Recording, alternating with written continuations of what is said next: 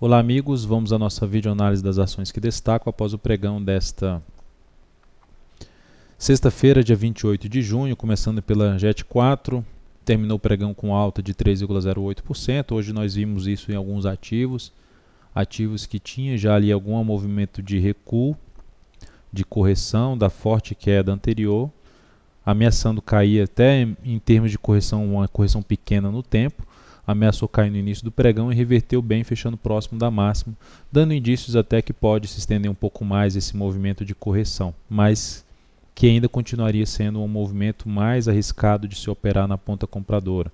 No máximo, se fosse para forçar algo para day trade. Até pegando aqui como um exemplo, né, nesse ativo, tivemos aqui uma subida com a lateralização no gráfico de 15 minutos, rompeu aqui para cima, você entra comprando, bota stop aqui abaixo da mínima desse candle, projeta o risco para cima.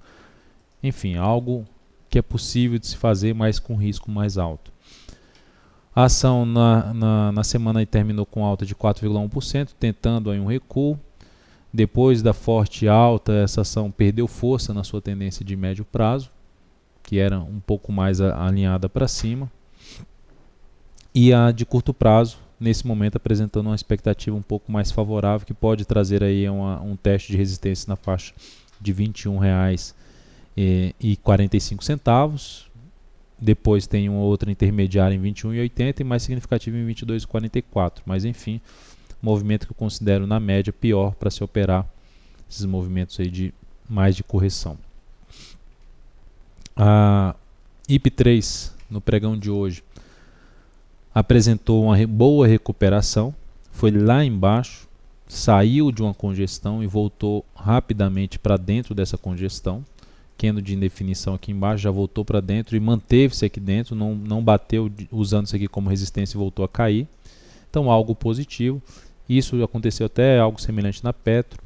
Em alguns papéis é o que pode acontecer para gerar alguma alternativa de compra no decorrer da próxima semana. Ativos que geraram um movimento de alta, geram uma correção, um ou mais candles, preferencialmente que seja um pouco mais de candles, 2 candles e em diante.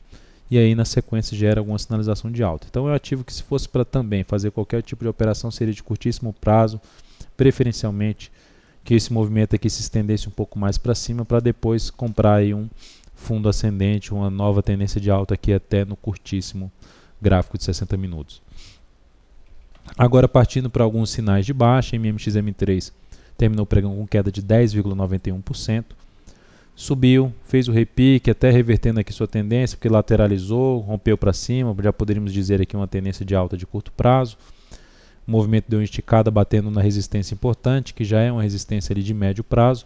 Perdeu força, chance de fechar esse gap com suporte em 1,40, abaixo de suporte na prestação 1,25 e mais abaixo a mínima 1,12.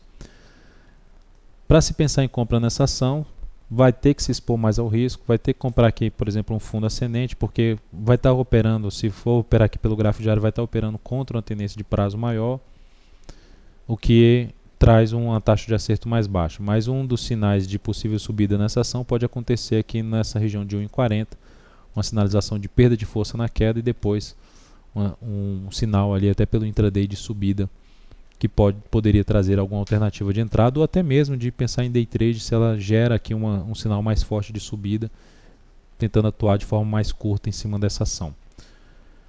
Mas nesse primeiro momento, sinal negativo, primeiro ponto de avaliação ali de força dos compradores em cima desse ativo, R$ 1,40.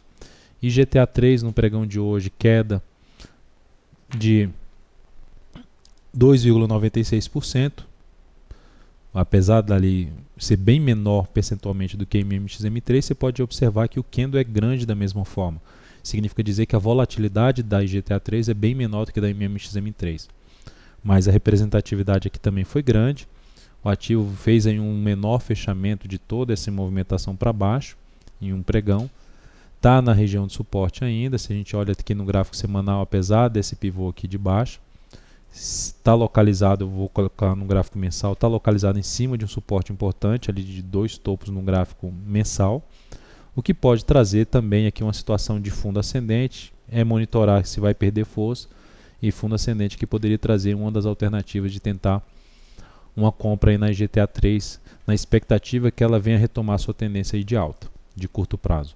E por último, MRV3, essa já é diferente, essa já tem um topo descendente, essa já tem um gráfico mensal com um sinal de perda de suporte importante, ou seja, abriu espaço no gráfico, então torna-se mais arriscado operar esse tipo de ativo na ponta compradora, não importa se faça aqui um fundo ascendente, está mais para arriscar na ponta vendedora, como por exemplo, vou vender esse topo, vou botar stop aqui em cima, vou projetar no mínimo o risco dessa operação para baixo.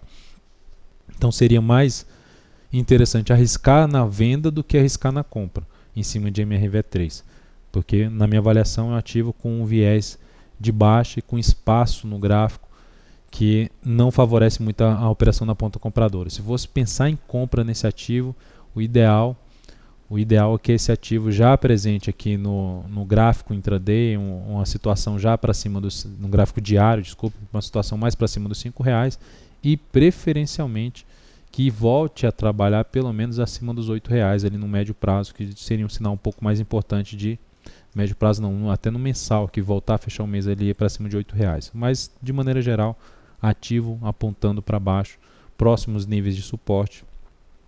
Temos aqui 6,15 a R$6, é esse primeiro nível importante, e a mínima aqui em 5,91. Então é isso, amigos, um grande abraço, um ótimo final de semana, obrigado pelo acesso diário ao site da Altovera.com e até a nossa próxima videoanálise.